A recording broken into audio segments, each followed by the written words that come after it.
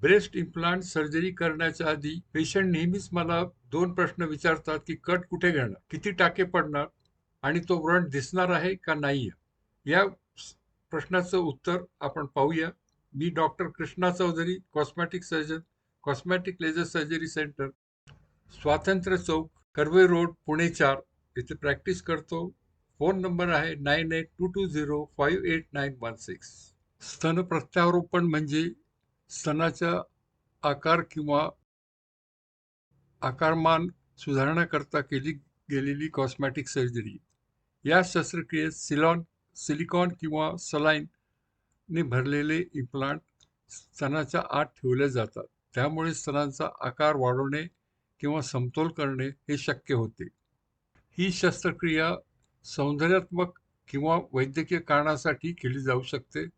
काही महिलांमध्ये जन्मतः आकार कमी असणे, वाढ न झालेली असणे किंवा कॅन्सर किंवा बऱ्याच वेळा बाळंतपण, हे वेट लॉस ह्याच्यामुळे ब्रेस्टमध्ये कमतरता आलेली असेल, तर ही सर्जरी अत्यंत उपयुक्त आहे.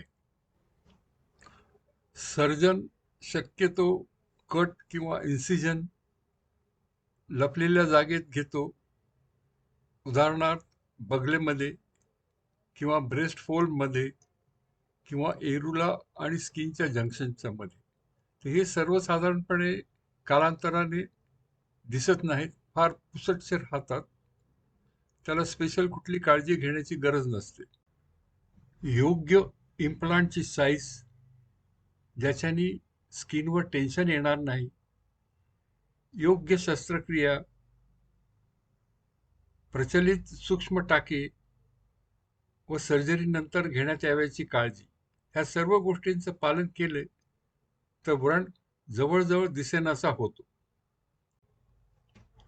स्तनाच्या खाली असलेली इन्फ्रामॅमरी फोल्ड यामध्ये जर इन्सिजन असेल तर 99% कट दिसण्याचा प्रश्नच येत नाही आणि कालांतराने तो पूर्ण फेड आउट होतो. माझ्या प्रॅक्टिसमध्ये सहसा हा तक्रार कधी येत नाही, कारण पुढील 2 ते 3 महिन्यात तो व्रण पूर्णपणे निघून जातो.